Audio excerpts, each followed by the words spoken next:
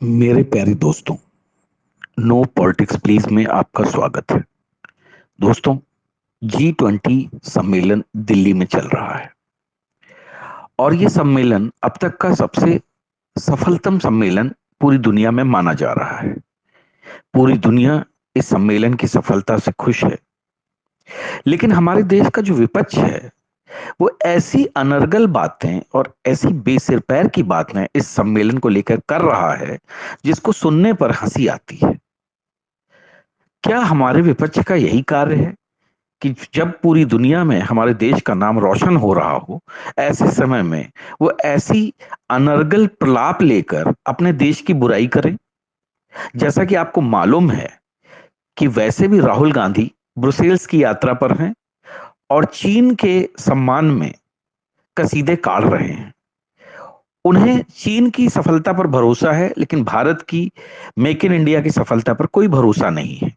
यानी कि वो वहां जाकर भी देश की बुराई करने में बाज नहीं आ रहे हैं, जबकि इस समय हमारे देश में G20 का सम्मेलन हो रहा है और G20 के सम्मेलन में दुनिया के सभी बड़े राष्ट्रों के राष्ट्राध्यक्ष हमारे देश में मौजूद हैं और हमारे देश की तारीफ कर रहे हैं। अब ऐसे में राहुल गांधी और उनके जो चमचे हैं वो कैसे इस सम्मेलन को बुरा बताने में कोई कसर बाकी रखें? रवीश कुमार जैसे फ्रस्ट्रेटेड आदमी का कहना है कि इस सम्मेलन में सोने चांदी की कटलरियों में विदेशी मेहमानों को खिलाया जा रहा है, तो क्या इससे भारत की गरीबी दूर हो जाएगी? ऐसे ही और भी बहुत सारे लोग हैं जिनका यह कहना है कि G20 सम्मेलन को सफल बनाने के लिए दिल्ली की सड़कों पर चारों तरफ पोस्टर बैनर लगा दिए गए हैं, जिससे कि झुग्गी झोपड़ियां छुप गई हैं। ये भारत की गरीबी को छुपाने का उपाय है। क्या इससे गरीबी दूर हो जाएगी? अब सवाल उठता है कि किस प्रकार का माइंडसेट है। आप देश की बात छोड़िए, हमारे घरों में भी जब भी कोई मेहमान आता है तो हम लोग अपने घर को सजाते हैं और कोई भी अगर गंदगी होती है तो उसको पीछे कर देते हैं या उसके आगे पर्दा लगा देते हैं। पर्दा परंपरा इसीलिए लगाई गई और लाई गई कि अगर कोई भी चीज हमें ढकनी होती है जिसको कि हम अपने मेहमान को नहीं दिखाना चाहते हैं या किसी अनजान आदमी को अपनी घर में नहीं दिखाना चाहते हैं, तो इसीलिए पर्दा लगाया गया।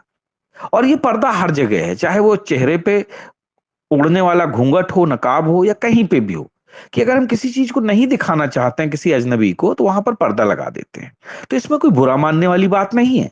और वैसे भी जब हमारे घर में कोई मेहमान आता है तो उसको हम अच्छे से अच्छा खाना खिलाने की कोशिश करते हैं, अच्छी से अच्छी क्रॉकरी कटलरी का इस्तेमाल करते हैं और अच्छे से अच्छे बर्तनों में उसको खाना खिलाते हैं और खाना भी अच्छे से अच्छा बनाते हैं। भले ही हम रोज सूखी रोटी सब्जी खाते हो, लेकिन जिस दिन भी मेहमान आता है तो उस दिन हम कुछ ना कुछ अच्छी सब्जी, पनीर या कुछ और बना लेते हैं ताकि मेहमान को ये लगे कि हमने उसके स्वागत में कोई कसर छोड़ी नहीं है। तो ऐसे में कि चांदी की क्रॉकरी कटलरी में खाना खिलाने से हमारे देश की गरीबी दूर हो जाएगी या हमारे देश की जो झुग्गी झोपड़ियां उनको छुपाना नहीं चाहिए, क्या ऐसा होता है? या कांग्रेस ने कभी ऐसा किया है? या कांग्रेस के समय में जब भी कोई विदेशी डेलीगेट्स आए हैं तो उनको उन्होंने किसी पत्तल में खाना खिलाया है?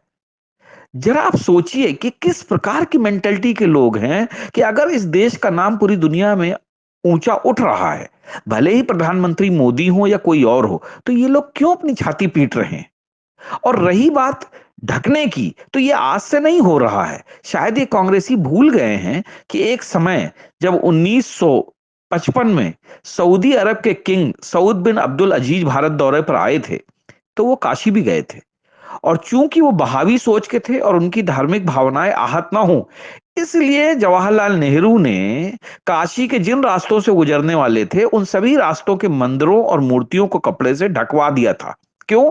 ताकि उनकी धार्मिक भावनाएं आहत ना हो। सोचिए, ये थे हमारे कांग्रेसी जवाहरलाल नेहरू कि एक विदेशी जो है जिसकी की धार्मिक भावनाएं आहत ना हो, उसके चलते हमारे मंदिर और मूर्तियों को ढकवा दिया गया। जिसके ऊपर एक शायर हुआ करते थे नजीर बनारसी, उन्होंने लिखा था कि अदना सा गुलाम उनका गुजरा था बनारस से, मुंह अपना छुपाते थे काशी के सनम खाने। सनम खाने यानी कि मंदिर। अब सोचो, अदना सा गुलाम उनका, गुलाम किसका? अल्लाह का। यानी कि वो इतना इस तरीके से उन्होंने उस मौके को भी हिंदुओं को जलील करने में कोई कसर नहीं छोड़ी थी। और आज कांग्रेसी ये कह रहे हैं कि झुग्गी झोपड़ियां क्यों छुपाई जा रही हैं।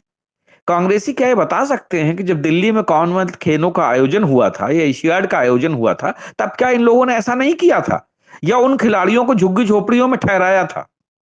और रही बात चांदी की क्रॉकरी, कटलरी, अच्छे खाने की बात, तो मैं जानना चाहता हूं, अभी कुछ दिनों पहले इन्हीं विपक्षी दलों की 28 दलों की एक मीटिंग मुंबई के हयात होटल में हुई थी, जिसमें कि एक कम से कम जो रुपए का जो कमरा है उसकी कीमत 17 से 18 हजार रुपए पर नाइट है।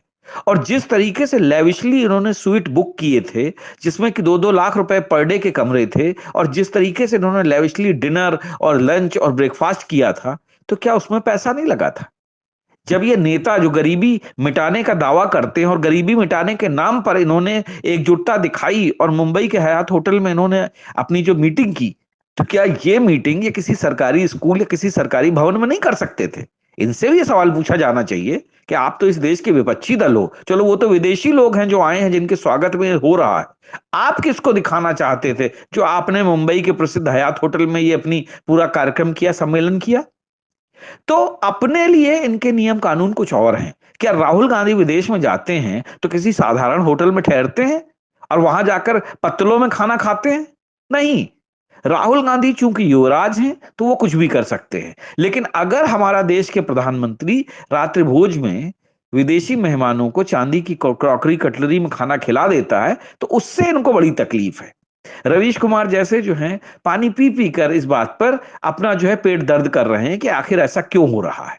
कांग्रेस के नेता और विपक्षी दलों के लोग इस बात पर दुखी हैं कि हमारे देश की गरीबी छुपाई जा रही है। अरे जरा सोचिए, किसी भी घर में मेहमान आता है तो क्या वो अपनी गरीबी सबके सामने रख देता है?